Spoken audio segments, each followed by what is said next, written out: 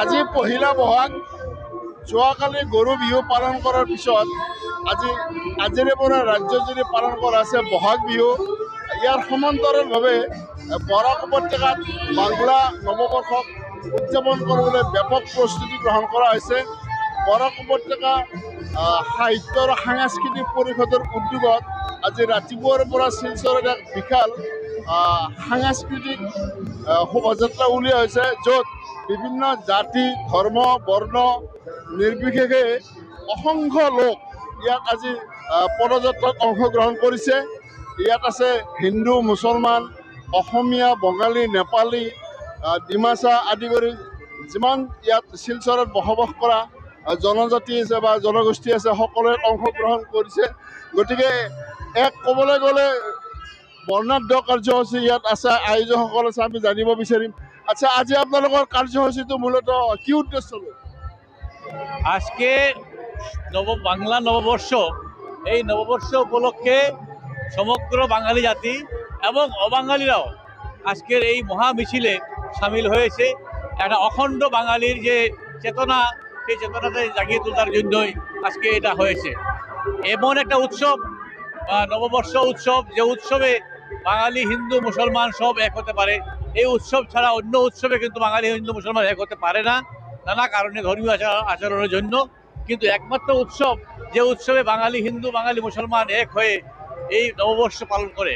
আমি আজকের এই দিনে, নববর্ষের এই শুভ দিনে সবাইকে অভিনন্দন জ্ঞাপন করছি। আর দাদা কি কব? আজি একবারে খুব ভাল লাগিছে। আজি আমার বাঙালির শুভ নববর্ষ। এইটো আমার কারণে, আমার বরাক ভেলী আসাম ভেলীর কারণে মই শুভেচ্ছা জানাইছোঁ। আমার গোটেই বাঙালিবিলাক জয় হিন্দ, বাংলা ভাষা জিন্দাবাদ। আৰু আছে দাদা কি কব? আজি বিশেষ অনুষ্ঠান বাংলা নববর্ষ একটা সবার সম্মিলিত একটা উৎসব। হিন্দু মুসলিম ভেদাভেদ এখানে নেই। আমরা সবাইকে বাংলা নববর্ষের শুভেচ্ছা, আন্তরিক প্রীতি ও শুভেচ্ছা জানাই। এয়া আছিল প্ৰত্যেকৰে নিজৰ মনৰ কথা কৈছে যে এক সমন্বয় গঢ়ি তোলাৰ বাবে ইয়াত হিন্দু মুছলমান বাঙালী অসমীয়া নেপালী যিসকল সম্প্ৰদায়ৰ লোক আছে প্ৰতিটো জনগোষ্ঠীকে ইয়াত লোৱা আছে। দাদা কি বলবেন? বাংলা ভাষার উপরে তো আমরা দরকার বাংলা ভাষা। আমরা বাংলা ভাষার মানুষ, বাংলা ভাষার মানুষ। আমরা বাংলা ভাষার উপরে বর্তমানে সরকারের যতটুকু জোর। আৰু এজন আছে আমাৰ বৰাক বংগ সাহিত্য সাংস্কৃতিক পৰিষদৰ উদ্যোক্তা। দাদা, আজি অনুষ্ঠানটো আপোনালোকে কি মেছেজ দিব বিচাৰিছে, কি ক'ব?